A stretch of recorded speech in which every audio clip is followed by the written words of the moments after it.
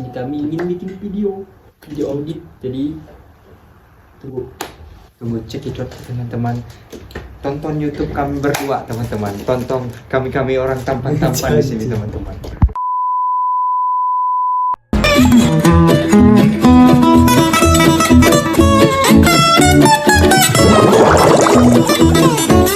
Assalamualaikum warahmatullahi wabarakatuh.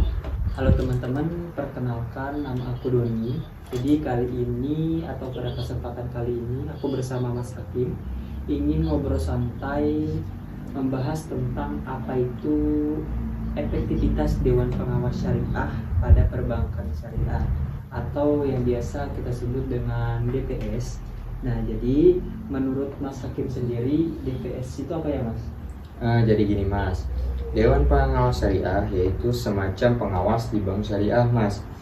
Tugas mereka mengecek apakah kegiatan bank itu sudah sesuai syariat Islam atau belum. Mereka mengawasi produk, akad, serta cara bank menjalankan operasionalnya. Oh, kayak misalkan tuh jadi misalnya tuh kayak DPS itu sebagai penjaga atau penerap pengawas syariah ya Mas? Ya, betul banget Mas. Tanpa DPS Mas, bank syariah bisa saja lupa atau bahkan salah menerapkan akad. Makanya DPS itu penting banget Mas. Oh, jadi misalkan nih kalau ngomongin tentang Dewan Pengawas Syariah, nah ini gimana nih caranya kita tahu kalau DPS itu sudah efektif dikerjakan atau enggak?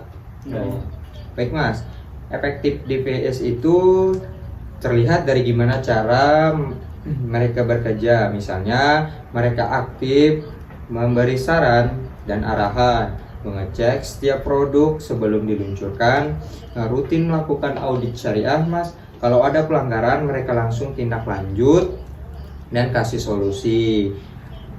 Dan setelah itu komunikasi yang lancar dengan pihak manajemen bank syariah.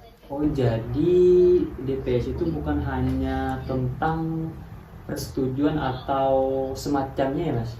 Nah itu dia Mas, banyak orang memikir nih DPS ini cuma stempel saja Mas. Padahal mereka harus mengikuti perkembangan produk, laporan keuangan, bahkan mengecek dokumen.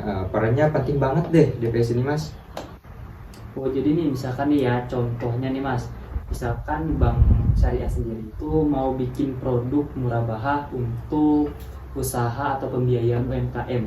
Nah, jadi DPS itu harus ngapain terlebih dulu? Baik Mas, DPS itu akan mengecek dulu skema akadnya. Bank harus beli barang dulu baru dijual kepada nasabah. Margin keuntungannya disepakati di awal. Kalau semua sudah sesuai dengan syariat Islam, baru DPS kasih persetujuan. Nah, kata Mas tadi kan kalau misalkan sudah sesuai dengan syariat Islam atau sudah disetujui, nah misalkan di hal tersebut ada ketemu kayak pelanggaran atau semacam itu gimana? Nah, misalnya ada pelanggarannya Mas. Misalnya ada denda nih, keterlambatan yang masuk keuntungannya ke bank.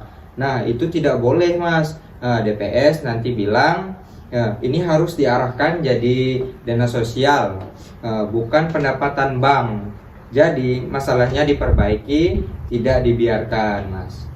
Oh, jadi misalkan kalau berarti kalau DPS itu efektif, itu manfaat atau dampak yang signifikan buat bank syariah itu apa? Banyak Mas.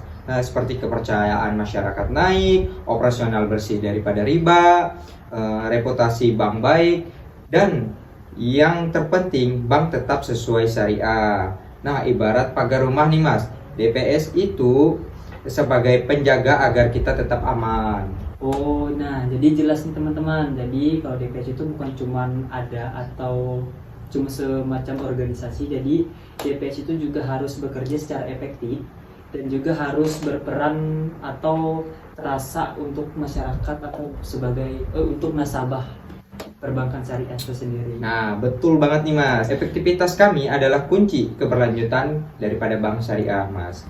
Oh ya, jadi gini teman-teman. Jadi dari kesimpulan yang saya dapatkan tentang efektivitas Dewan Pengawas Syariah itu sendiri, jadi kesimpulannya DPS itu tuh sangat penting untuk menjaga kepatuhan syariah dalam bank syariah.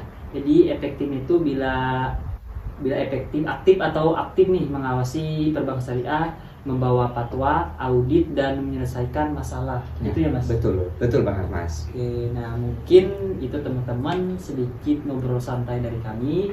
Sekian dari kami. Wassalamualaikum warahmatullahi wabarakatuh.